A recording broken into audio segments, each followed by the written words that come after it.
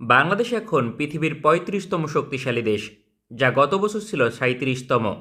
এই প্রথমবার hello viewer welcome back to another video viewer. बहुत ही ज्यादा इंपॉर्टेंट वीडियो होने वाली है बांग्लादेश की आर्मी के रिलेटेड। बांग्लादेश की आर्मी जो है वो अब दुनिया की 35 पावरफुल किस्म की आर्मी बन चुकी है। बांग्लादेश की आर्मी का रैंक जो है वो बड़ा है। हम आप लोगों को बांग्लादेश की आर्मी की पावर दिखाने वाले हैं 2025 की। तो वीवर वीडियो बहुत ही ज्यादा इंपॉर्टेंट होने वाली है। अभी तक आप लोगों ने हमारे चैनल को सब्सक्राइब नहीं किया हुआ, जल्दी से हमारे चैनल को सब्सक्राइब कर लीजिएगा। तो without wasting the time video को स्टार्ट करते हैं। বাংলাদেশ এখন পৃথিবীর ৩৫তম শক্তিশালী দেশ, যা গত বছর ছিল ৩৭তম। এই প্রথমবার মিয়ানমারের চেয়ে শক্তিশালী অবস্থানে রয়েছে বাংলাদেশ, কারণ মিয়ানমার এখন ৩৭তম শক্তিশালী দেশ। তাই আজকের প্রতিবেদনে তুলে ধরব কীভাবে সমরাস্ত্র কম থাকার পরেও দিন দিন শক্তিশালী হচ্ছে বাংলাদেশ।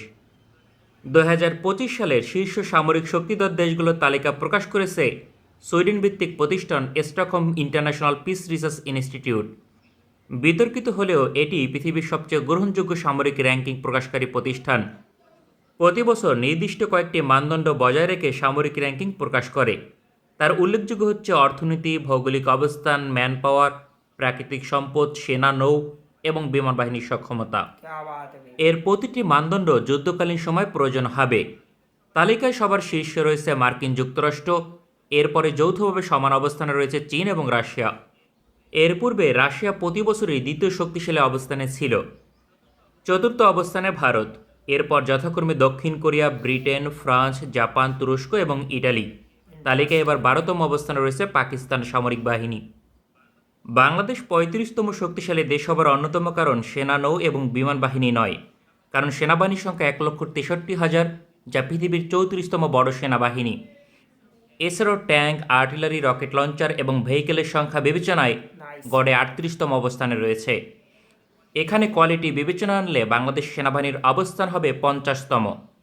বিপরীতে নৌবাহিনীর সংখ্যা ২৫,১০০, পাশাপাশি ৭টি ফ্রিগেট এবং ৬টি করভেট যুদ্ধজাহাজ রয়েছে, এছাড়াও ২টি সাবমেরিন। নৌবাহিনীতে আরও রয়েছে ৬১টি পেট্রোল ভেসেল এবং ৫টি মাইন সুইপার। কোয়ালিটি বিবেচনা আনলে বাংলাদেশ নৌবাহিনী পৃথিবীর শীর্ষ ৫০টি দেশের মাঝে থাকবে না।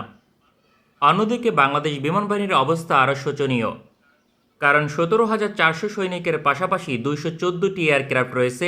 সংখ্যা বিবেচনায় এটি পৃথিবীর ৪৩তম। কোয়ালিটি বিবেচনা আনলে পৃথিবীর ৫০টি দেশের মাঝে থাকবে না। তাছাড়া এয়ারক্রাফটের সার্ভিস অ্যাবিলিটি গড়ে ৬৫%। অর্থাৎ যুদ্ধকালীন সময় ২১৪টি এয়ারক্রাফটের মাঝে ১৩৯টি সার্ভিস দিতে সক্ষম। গড়ে ৭০% এয়ারক্রাফটের সার্ভিস অ্যাবিলিটি থাকা প্রয়োজন। বাংলাদেশ বিমান বাহিনীতে যুদ্ধ বিমান রয়েছে ৪২টি, প্রশিক্ষণ বিমান ৪৬টি, ট্রান্সপোর্ট ১৭টি এবং হেলিকপ্টার রয়েছে ৬৫টি। এত সমস্যা থাকার পরেও বাংলাদেশ এখন পৃথিবীর ৩৫তম শক্তিশালী দেশ, যার প্রধান কারণ ম্যান পাওয়ার। বাংলাদেশ পৃথিবীর ৮ম জনবহুল দেশ। এটি সামরিক ক্ষেত্রে খুবই গুরুত্বপূর্ণ একটি উপাদান, কারণ যুদ্ধ করতে সৈনিক প্রয়োজন। যত বেশি সৈনিক থাকবে ওই দেশকে যুদ্ধ করে জয়লাভ করা তত বেশি কঠিন। গ্লোবাল ফায়ার পাওয়ারের রিপোর্ট অনুযায়ী বাংলাদেশের আধা সামরিক বাহিনীর সংখ্যা ৬৮ লক্ষ, যা পৃথিবীর প্রথম অবস্থানে রয়েছে। পাশাপাশি বাংলাদেশের প্রায় ১৭ কোটি জনসংখ্যা রয়েছে রিপোর্ট অনুযায়ী, যার ৩৯% যুদ্ধ করতে সক্ষম। অর্থাৎ ৬,৬১,০০,০০০ বাংলাদেশি যুদ্ধে অংশগ্রহণ করতে সক্ষম। এক্ষেত্রে কোনো শারীরিক সমস্যা নেই। স্টকহোম ইন্টারন্যাশনাল পিস রিসার্চ ইনস্টিটিউটের তথ্য মতে যুদ্ধকালীন সময় বাংলাদেশ ম্যাজিক্যালি সৈনিক সংখ্যা বৃদ্ধি করতে পারবে। অর্থাৎ সেনাবাহিনীর সংখ্যা স্বল্প সময়ের মাঝে বৃদ্ধি করার মতো অবস্থান রয়েছে বাংলাদেশ। যুদ্ধের প্রথম ৬ মাসে ১৬,০০,০০০ সৈনিক নিয়োগ দিতে পারবে বাংলাদেশ সেনাবাহিনী। অন্যদিকে যুদ্ধ ২ বছর স্থায়ী হলে ২৪ লক্ষ সৈনিক নিয়োগ দিতে পারবে। অর্থাৎ ইউক্রেনের মতো যুদ্ধ ২ বছরের বেশি স্থায়ী হলে বাংলাদেশ ১৪ লক্ষ সৈনিক প্রস্তুত করতে সক্ষম। যথাক্রমে তৃতীয় বছরে ৩৮ লক্ষ এবং চতুর্থ বছরে প্রায় ৫০ লক্ষ হবে। অর্থাৎ বাংলাদেশ সেনাবাহিনী চাইলে রাতারাতি সেনাবাহিনীর সংখ্যা বৃদ্ধি করতে সক্ষম। এই সক্ষমতায় বাংলাদেশ পৃথিবীর ১০টি দেশের একটি, কারণ এই ধরনের ক্যাপাসিটি বাংলাদেশের সামরিক ঘাঁটিতে রয়েছে। সাম্প্রতিক বছরগুলোতে সামরিক অবকাঠামো নির্মাণে ব্যাপক অর্থ ব্যয় করেছে বাংলাদেশ প্রতিরক্ষা দপ্তর, যার আওতাধীন রামু ১০ পদাতিক ডিভিশন, সিলেট ১৭ পদাতিক ডিভিশন, বরিশাল ৭ পদাতিক ডিভিশন গঠন করেছে। এছাড়াও দেশে নির্মিত হয়েছে বেশ কয়েকটি সামরিক ঘাঁটি। ফলে বাংলাদেশ প্রতিরক্ষা দপ্তর চাইলে যুদ্ধকালীন সময়ে বড় সংখ্যক সৈনিক বৃদ্ধি করতে সক্ষম হবে। সুতরাং বাংলাদেশে কেন ভারতীয় আগ্রাসন সহজ নয়, এটি তার অন্যতম কারণ। কেননা ভারতীয় সেনাবাহিনী বাংলাদেশ দখল করতে আসলে বড় ধরনের মূল্য দিতে হবে। এছাড়াও ভৌগোলিক এবং অর্থনৈতিক কারণে মিয়ানমারের চেয়ে অনেকটা এগিয়ে রয়েছে বাংলাদেশের সামরিক শক্তি। বাংলাদেশের সামরিক পয়েন্ট হচ্ছে 0.6062, বিপরীতে মিয়ানমারের পয়েন্ট 0.6735।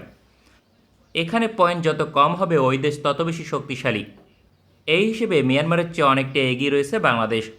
তবে গ্লোবাল ফায়ার পাওয়ারের রিপোর্ট প্রকৃত সামরিক সক্ষমতাকে তুলে ধরতে পারে না, কারণ তাদের রিপোর্ট বহুল অংশে ডিফেন্সিভ মিশনে কার্যকর হলেও অফেন্সিভ মিশনে অকার্যকর।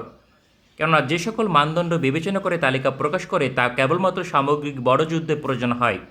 वाह वंडरफुल वीवर, क्या शानदार किस्म की बांग्लादेश की आर्मी की जो रैंकिंग है उसमें इजाफा हुआ है, इंक्रीज हुई है बांग्लादेश की आर्मी की ताकत। बांग्लादेश का पहले 37 जो है वो नंबर होता था, लेकिन अब बांग्लादेश की आर्मी ने इंक्रीज किया है। 35 जो है बांग्लादेश का अब नंबर हो चुका है। बहुत ही ज़्यादा पावरफुल किस्म की बांग्लादेश इंशाल्लाह टॉप 10 जो है पावरफुल कंट्री आर्मी की उनमें शामिल होगा इंशाल्लाह बहुत जल्द। तो वीवर, अगर आप लोगों को मजीद इंटरेस्टिंग वीडियो देखनी है तो जल्दी से हमारे चैनल को सब्सक्राइब कर लीजिएगा। मिलते हैं आपसे नेक्स्ट वीडियो में इंशाल्लाह, तब तक के लिए अल्लाह हाफिज़।